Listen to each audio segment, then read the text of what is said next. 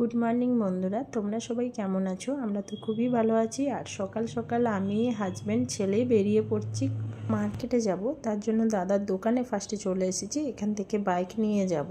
Actually আমার হাজব্যান্ডের খুব পিঠাই পরোটা খেতে ইচ্ছে করছে, তাই আমরা যাচ্ছি মার্কেটে।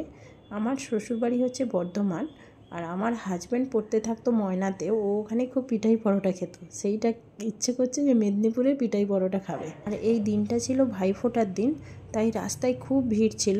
তাই এক জায়গায় বাইক রেখে আমরা তিনজনে হাঁটতে থাকি।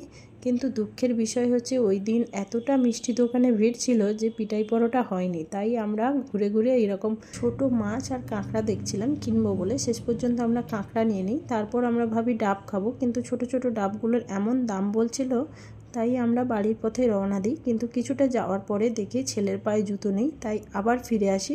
ফিরে এসে শেষ পর্যন্ত আমরা জুতোও পেয়ে যাই এবং একটা নতুন ডাবের দোকানে দেখি দাদা বসেছে, ওখান থেকে ডাব নিই। ডাবগুলো খুব কম দাম ছিল, 30 টাকা 35 টাকা এরকম। আমরা 3টে ডাব খেয়ে নিলাম। তারপর ভাবলাম কিছু ডাব বাড়ি নিয়ে যাব, কিন্তু আমার কাছে বড় মুড়ির প্যাকেট ছিল, ওখানে মুড়িও ছিল, তাই বেশি ডাব নিতে পারলাম না। অনেক কষ্টে 2টো ডাব নিয়ে এলাম, বাড়ির দিকে রওনা দিলাম। বাড়ি এসেই তো আমি কাঁকড়া কাটতে বসেছি। এখানে পুকুরের কাঁকড়া প্লাস চিতি কাঁকড়া বলে ওগুলো আছে। আমার মা তো খুব বকাবকি করছিল এত কাঁকড়া কেন নিয়েছি, কিন্তু আমার তো খুব খেতে ভালো লাগে, তাই অনেক কষ্ট করে আমি কাঁকড়াগুলো কাটছিলাম।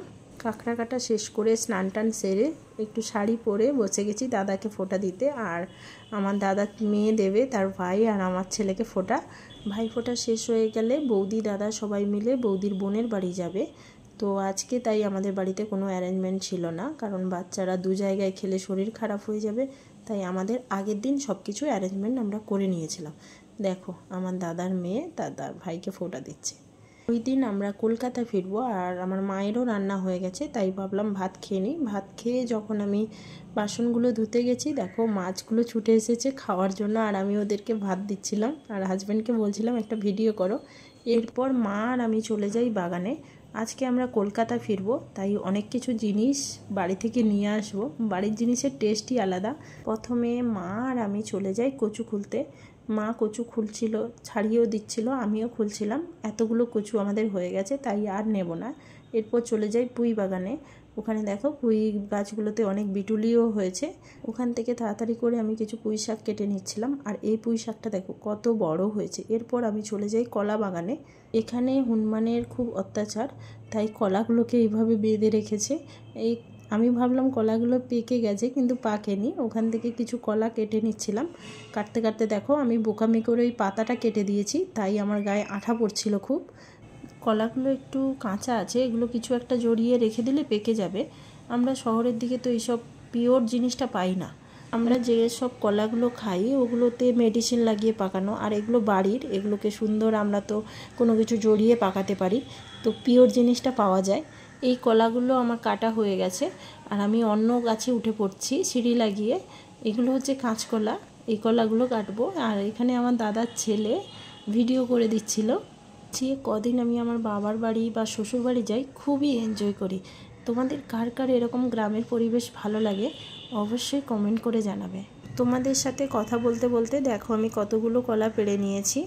তারপর চলে গেছি আমি ছিপ দিয়ে মাছ ধরতে। আর এখানে আটাগুলো জল দিয়ে মেখে নিচ্ছি। আমার আটা মাখা হয়ে গেছে, প্রণাম করে নিলাম। মাছ ধরবো পড়বে কি না। এখানে আটা মাখা হয়েছে, একটু আটা ছিপের মধ্যে দিয়ে আমি বড়শি ফেলছিলাম। আর ছোট ছোট খুব ছোট ছোট মাছগুলো উঠছিল, তাই আর নিলাম না। মাছগুলোকে ধরছিলাম আর ছাড়ছিলাম। কিছুক্ষণ করার পর আমার হাজব্যান্ড ও ট্রাই করছিল মাছ ধরার জন্য, কিন্তু ঠিকঠাক সেরকম বড় মাছ পড়ছিল না। আর এইগুলো ছোট ছোট জাপানি পুঁটি তো, এগুলোর টেস্টও হয় না। আর কিছুদিন আগে ছেড়েছে, এগুলো অনেক বেশ বড় বড় হয়, তাই আমি ছেড়ে দিচ্ছিলাম মাছগুলোকে। প্রত্যেকবার খাবার দিয়ে ছিপ ফেললেই মাছ উঠছিল, কিন্তু মাছগুলো এরকম ছোট ছোট ছিল, তাই আমার আর ভালো লাগছিল না। হাজব্যান্ডকে বললাম তুমি দেখো, তুমি কী করতে পারো। আর এই মাছটার দেখো চোখই ছিল না একটা সাইডে, তাই মায়ের সাথে আমি চলে গেলাম লেবু তুলতে। কি বড় বড় লেবু দেখো, আর এই লেবুগুলো খুব সুন্দর সেন্ট। ওকে বন্ধুরা, টাটা, দেখা হচ্ছে নেক্সট ব্লগে।